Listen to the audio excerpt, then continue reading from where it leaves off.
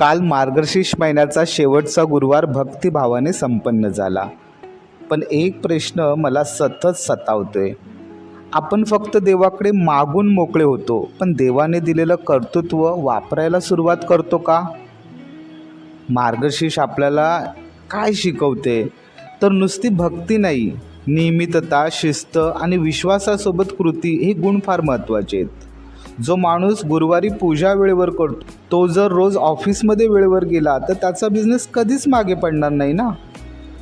देव म्हणत नाही मी तुला ग्राहक देतो तू झोप, देव म्हणतो मी तुला संधी दिली, आता मेहनत तुझी. मार्गशीर्षात दिवा लावणारा माणूस पुढच्या 11 महिन्यात आपल्या बिझनेसला पण प्रकाश देतो.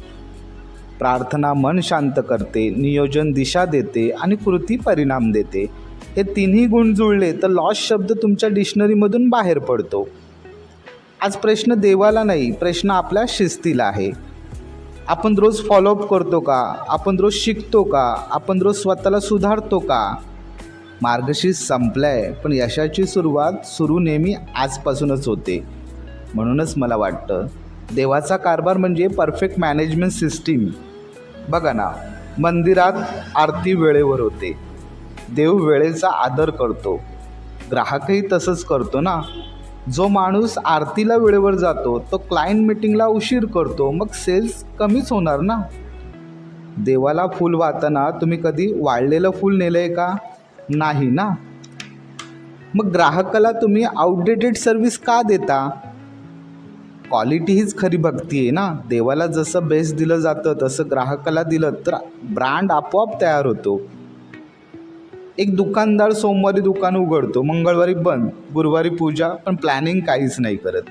दुसरा दुकानदार सकाळीच देवाचं नाव आणि दिवसभर कामाचं भान ही स्ट्रॅटर्जी वापरतो. कोणाचा बिझनेस चालेल बरं? श्रद्धा भीती काढून टाकते, शिस्त व्यवस्था आणते आणि कृती उत्पन्न वाढवते. हे तिन्ही जिथे एकत्र येतात तिथे लॉस राहत नाही. देवाला आपण रोज नमस्कार करतो ना, मग सेल्स रिपोर्ट आठवड्याला का? हे चालत नाही. देव म्हणतो मी तुला मेंदू दिले, तो वापर.